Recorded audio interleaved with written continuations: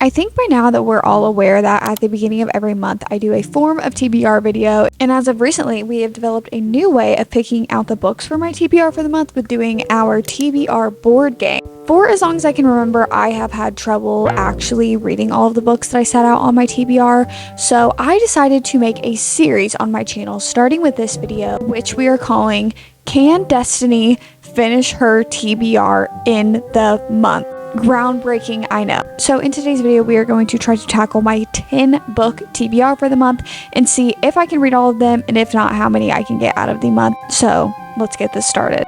You guys, it is time, and I have been literally on my feet all day, deep cleaning and organizing my room. It is literally 9 o'clock at night. It is 9:40 at night, and I am finally able to sit down and read A Curse for True Love that I have been waiting for. I don't have a physical copy, so I'm actually going to buy the copy for the Kindle to read right now because I literally can't wait until it comes tomorrow. Does anybody else get so annoyed that like on your Kindle you can't buy books off of your Kindle? Like you have to go onto Amazon and buy the book and then try to like sync it up. Does that not annoy anybody else? Because it really annoys me. Like, how are we living in a world with AI but I can't buy books on my Kindle? Why am I nervous? Don't be nervous. Oh my gosh, I have so many books on my Kindle and I can't even like remove them because they are books that I have bought. Like I buy so many physical copies of these books, it's actually not okay.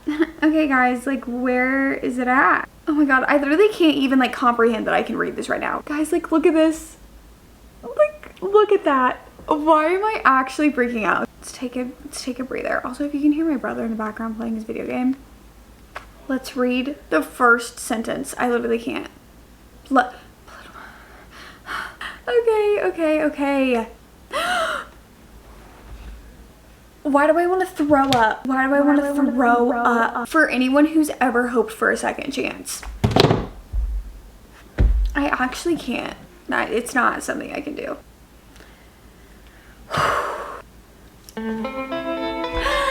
I can't.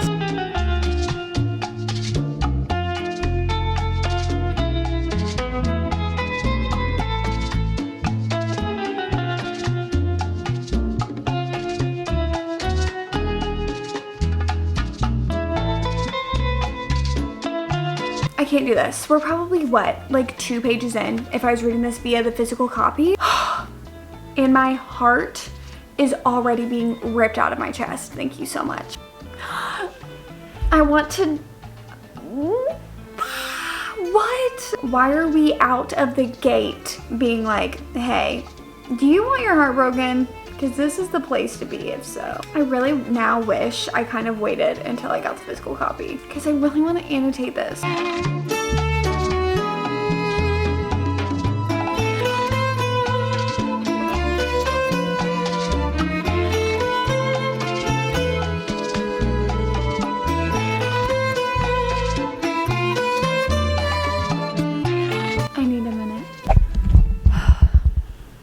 Okay guys, it is literally the morning. I think I read like 10% of the book last night, and then I was trying to keep my eyes open, literally doing this. I was doing this, okay? And I was like, oh, I can't stay awake. Quite literally fell asleep with my AirPods on and with my hand like this. Like I was just like just passed out. But this morning, I literally woke up and I pried my eyes open and I looked at the clock and it was like 6 a.m. The first thing that I did was just blindly reach around for my Kindle and just immediately started reading the book. Like literally it was the last thing that I thought about before I went to bed and the first thing that I thought about when I woke up this morning. I'm actually 60% through the book right now. Like I have been flying through this book. There's only 40% left of this book, and the events that have been transpiring, like honestly I don't feel like a whole lot has been happening, but I'm not even complaining because it's not in a like boring way. I don't know how to explain it. There's some things being built up and you're like, what does this mean? One of the challenges I am facing though is that when you like read a book like a while ago and then you try to pick up the next in the series and then you kind of forget like what happened in the last book. That's what's happened to me. I've been trying to like fit the puzzle pieces together, but everything's fuzzy in my mind. It really feels like if you put a puzzle just on its back and try to put the puzzle pieces together, that's exactly how I feel right now. I will say, since we're doing a non-spoiler, I'm trying to keep it very non-spoiler for you guys. I feel like this is literally a Tim Tam situation again, all over. Okay, if you get it, you get it. The girlies who get it, okay? I'm sorry, but that's also trying to keep something else non-spoiler. It's almost odd, the parallels that I am drawing. Maybe I just draw everything back to, you know, but the parallels are literally uncanny. I fear it's gonna make me even more. I can't. I'm having literally the best time though.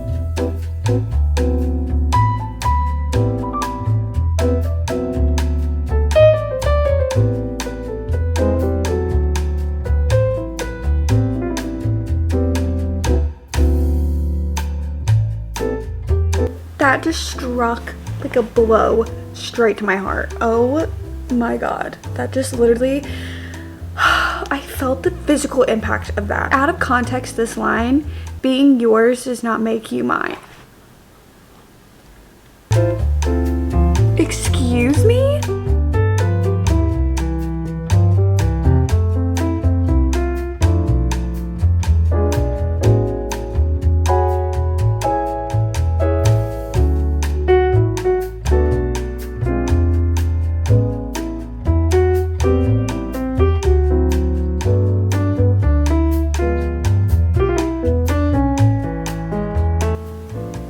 My heart is literally beating out of my chest. What is going on? There's literally like 35% left of this book.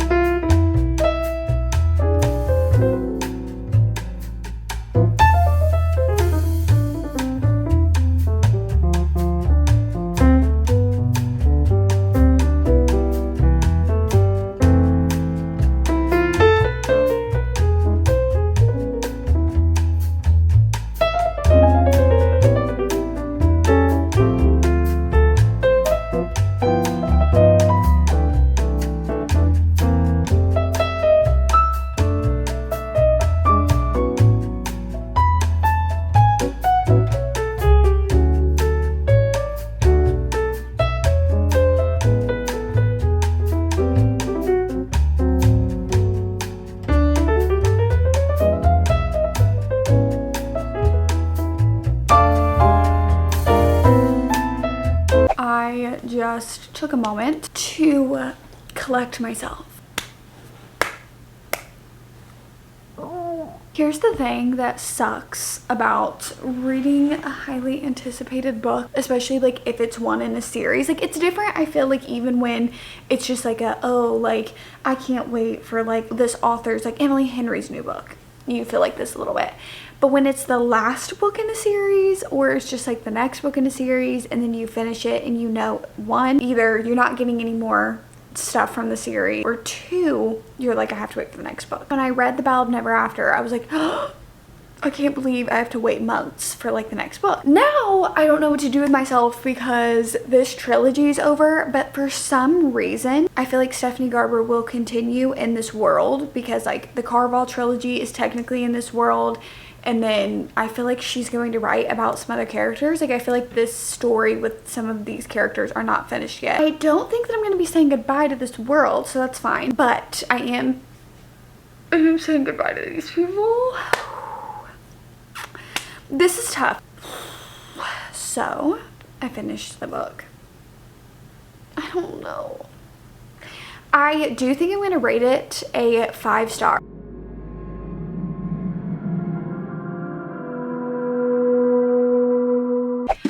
Okay guys, I am going to cut in here with my thoughts on A Curse for True Love. I feel like sometimes you cannot immediately have your thoughts on a book. I have felt like this where I used to always, like, immediately after I finished the book, I'm like, this is the rating, this is what we're going with, and then I would never change it. I didn't allow myself that grace period of time to think about what a rating is, and then maybe even like, you know, those feelings can change, especially since when you like already love a series and you already have a built up love for the series and you're just like, yeah, 5 stars, don't think about it, because you're just thinking about the series as a whole. So basically, I'm here to tell you that I did lower the rating of A Curse for True Love. I'm still giving it a 4.5. I have just realized that it is not a 5 stars upon further thinking about it. You guys saw the clip. I was like, this is a 5 stars. Oh my gosh, I loved it so much, which is all true, minus the 5-star thing. But I did love it. I had such a good time. I love the series. series so much. But the thing is that once you have time to think about it, which some may even argue like it should be your initial reaction, but this is just me personally and how I rate my books, I changed my rating on Goodreads, which usually I don't immediately rate stuff on Goodreads because I like to sit with it before I put it onto Goodreads, because then I changed the rating. I got people being like, why did you change your rating? Here is why. When I started thinking about this book, and I remember I texted Sarah and I was like, have you finished this? And she was like, yeah. And I was like, what did you rate it? And we were talking about it. I just kind of realized that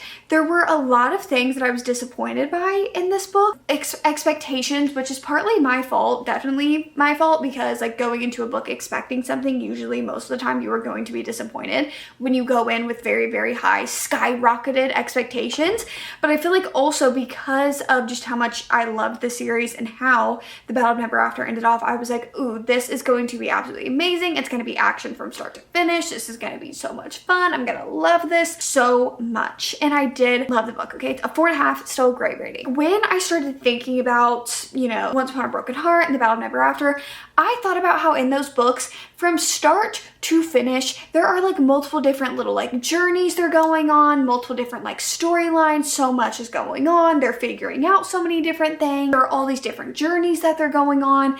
And in this book, like nothing is happening. Can't really like get into it without getting all like spoiler, so I'm trying my very hardest, but it just felt like in this book it didn't feel the same as like that at all, and it just kind of felt like we were focusing on this one big thing, which is true, that's like a book. I feel like nothing was happening throughout the book, and then the last like 10% of the book, stuff that probably should have been happening all throughout the book, got packed into like probably 15 pages, and I literally almost got whiplash because the pacing of the book, not that it was slow because I did read it fairly fast, but I kind of wonder, is that because the pacing was fast, or is it because I was so determined to finish the book and get through it that I was like reading it fast? The last probably like 15 pages, I was like, wow, wow, wow. It literally felt like I was getting slapped across the face and then slapped and then slapped and then slapped. So I was like, if only it would have felt like that throughout the book and not in the last like 15 pages of it. And also just the way that the book ended off, I feel like I was left with so many more questions. And I feel like, not that it didn't wrap up properly, because some people I've seen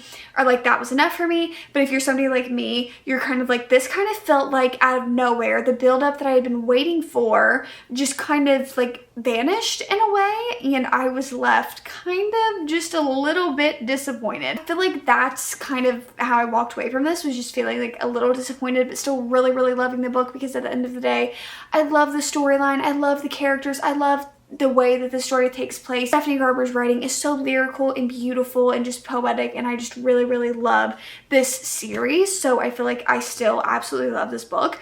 It's just that, wow, the hype that I had built up in my head with this book, I was left feeling a little bit disappointed. And honestly, I have been seeing that literally all over my TikTok, all over my Goodreads. Of course, I've been seeing a lot of 5 stars, which is absolutely deserved. But I also have been seeing a lot of people say that they were left just a little bit disappointed. And I feel like this is kind of like a universal thing. But I will say congrats to Miss Stephanie, because you have made an absolutely amazing series and it is so widely loved. Retro final rating for A Curse for True Love is actually 4.5. That was a lot more difficult than it needed to be. So now we can officially move on. I have now read 2 books off of my TBR. This is the first book for today's video. So we have 8 books left to go. So far I have read A Curse for True Love this video, and then I had already read Hopeless earlier on in the month. Today is actually Thursday, the 26th, and I am about an hour and a half away from 1989 Taylor's version, so to pass the time, we're going to either start/continue a book. Now I have quite a few options. These are the 8 options that we have left. We have You Again, Wildfire,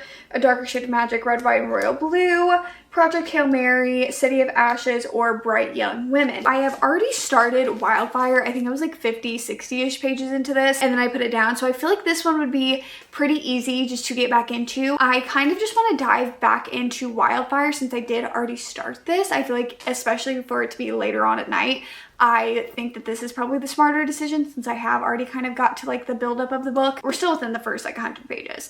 I've already started this book, so it seems like let's continue, you know? Okay guys, so I'm not allowing myself to sit in my bed. I am forcing myself to sit in a chair of some sort. My bed is like a magnet for sleep. It's not even just because like, oh, my bed is so comfortable. No, as soon as I'm in my bed, my brain's like, nap time, going to bed, let's go to bed. That's why I get no reading done at night. I go and sit in my bed with the idea of like, I'm gonna cuddle up and I'm gonna put on something on the TV and I'm just gonna read my book. Nope, 5 minutes in and we're passed out. The book is literally like sitting on my face. Headphones are halfway off. I am knocked out, okay? This literally has happened for the past 3 nights. I put on my headphones, I sit in my bed and I get my Kindle out and I'm like, oh my gosh, I'm gonna read, I'm gonna finish this book. I fall asleep in like 5 minutes and then I wake up like 3 hours later. It's like 2 o'clock in the morning and I have my headphones on. The room is dark. It's a little jarring to wake up to. I'm not gonna lie to you guys. I wake up a little scared because it's almost like I have memory loss. All of a sudden my bedroom door shut. Now all of a sudden Charlie's in here. Like what happened in these few hours that I was asleep? Anyway, let's talk about Wildfire because I am about to get back into it. So far we just kind of have that our two main characters have met. We have this understanding that both of the main characters are going to be working at the summer camp for the summer. They are not there yet. They have just met at a party. That is where I'm at so far. I'm liking it so far though. I loved Icebreaker, so I have good and high hopes for this one.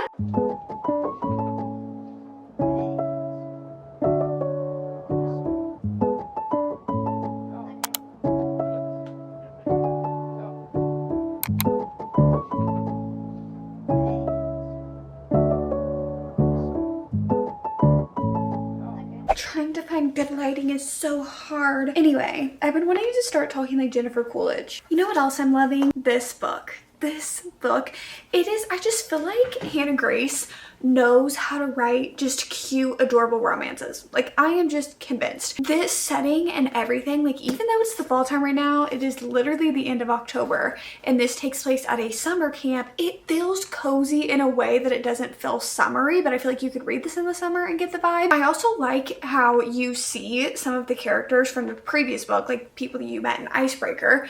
Like you see them, you see mentions of them, but since it's taking place at like a whole entire different setting, there you get introduced to like a lot of different characters and I really love it. And there are 3 golden retrievers. 2 of them are puppies that they keep on talking about and the 2 puppies are salmon and trout and then the mom is fish. No, I want to get a golden retriever and name it Trout. And I love Russ. I love him. And he's just so sweet and thoughtful, like out of context. She is scared of thunderstorms and it's like thunderstorming right now.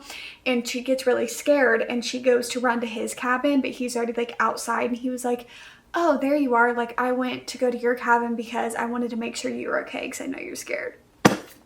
It's really honestly kind of the bare minimum, but it's so thoughtful and sweet. I am like 200 pages in, so I think I'm like a little bit over 50% through this book. I think there's like 400 pages, so we're probably like right at that 50-ish% mark. I'm just having a great time. It is so sweet and wonderful. You have everything and someone more.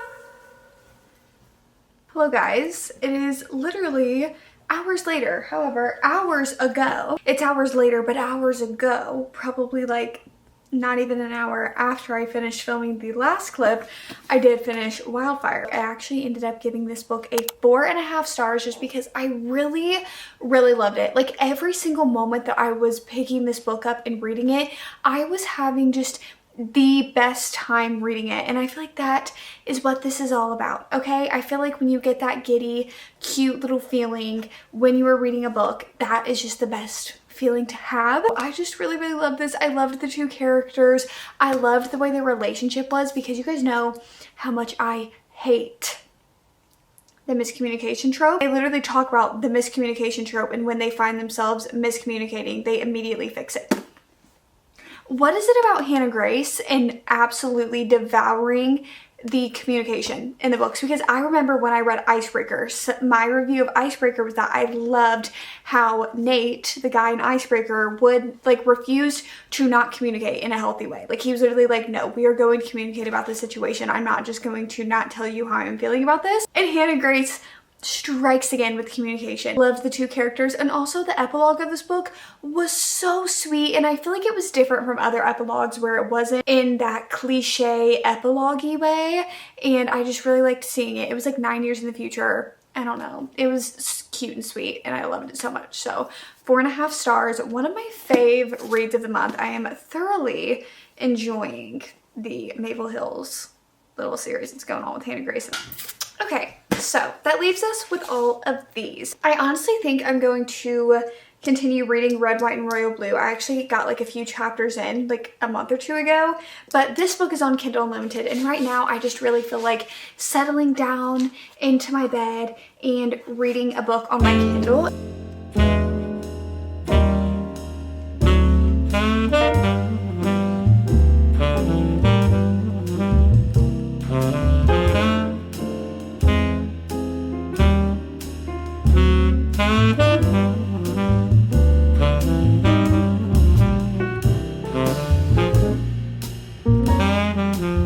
Literally, how kind am I to make sure that you guys have great lighting?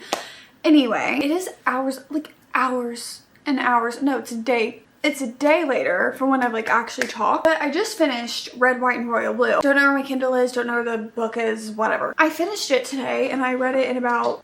Did I decide that that's what I was reading yesterday? I'm gonna be honest with you guys. I think last night I read about 2% of the book. The chapters are really long. That doesn't really correlate with anything. I read 2% of the book. And then today I woke up, stayed in bed, read the first 50%, and then I read the other half of it. Like I took a little break and read the other half of it. And then I took a nap. And I woke up from said nap like 2 hours ago. So that's what's been going on with me. But anyway, I did finish the book. And I settled upon a 3-star rating for this book because I can say that I was really enjoying the first 50% of the book, because I thought that all of the characters were so witty. I loved the way that every single character interacted throughout the book, and that wittiness like never went away. I love how Carly Fortune writes the wittiness and the banter, all of that stuff. Like it is written very well, where I was really just finding the characters super endearing. Chemistry was palpable. What is the definition of palpable? I have no clue. So I was enjoying it, but then things just started to really drag out for me. Like it felt like we kind of got to the climax of the story within that first 50%. Like honestly, I feel like this book could have been 200 pages shorter. I'm gonna be completely honest with you. It felt way too long, but ultimately it was a book that I enjoyed reading, and I thought that it was cute. Like I said, I loved the wittiness. I loved the characters. I thought it was a very sweet book, and it was very intelligent, and intelligent characters, when I read them, always make me feel a little stupid, or a lot stupid in this case. I shall say that I'm going through this TBR, guys. I'm going through it. I think I'm just going to be carrying around these 2 books with me, Bright Young Women and The Prison Healer, because I really like this one because it's a thriller, and then also I already have started this one and kind of have already got a little bit of the build up for this one. Like I think I'm like 60-ish pages into The Prison Healer. So these are the books that we're choosing from right now. Okay guys, update time. So I actually started both of these books last night. Last night I actually started Bright Young Women, and I literally only got 23 pages in, and it was like nighttime when I was reading this, and I got to kind of like a sad part, and I was like, I don't think I can handle the sad emotion healthily. I don't think I can handle these sad emotions in a healthy way right now. So I put this down, and when I woke up this morning, I continued/started, because I was only like 50 pages into The Prison Healer, and so this is what I have been reading for the day. Now I am actually on page, give me a second, 355 right now, chapter 31.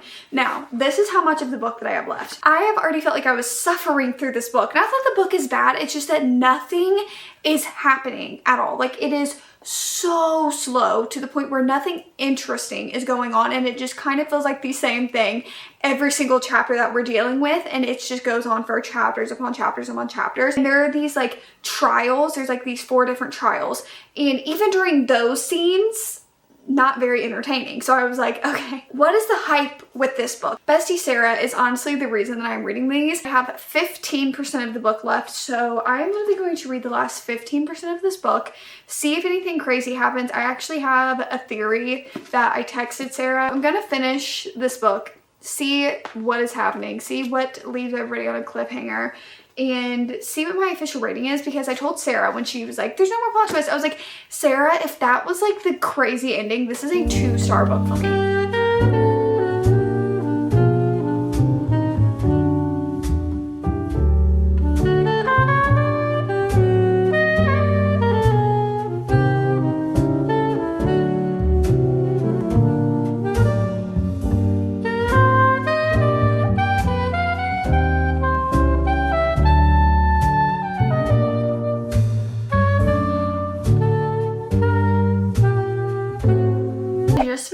book and the plot twist, it crossed my mind. Like, I'm not shook.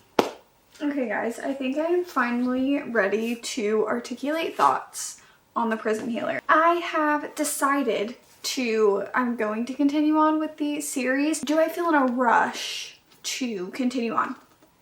No. Sarah did tell me that the other 2 books are way better than this one, and I will believe that. I honestly might even get to them in November. I definitely want to read them before 2023 is over. I am in the middle of a 2.5 to a 3. I'm not too sure what I'm gonna rate it. No definite rating yet. I am like hellbent on finishing my TBR or getting pretty dang close. What we have left is Bright Young Women, You Again, which I keep on looking at this book and I just kind of feel like this is like a day book. Like, I can't read this book at night. Okay, then we have City of Ashes, which I know I'm not going to read next, but I think I may read after my next read.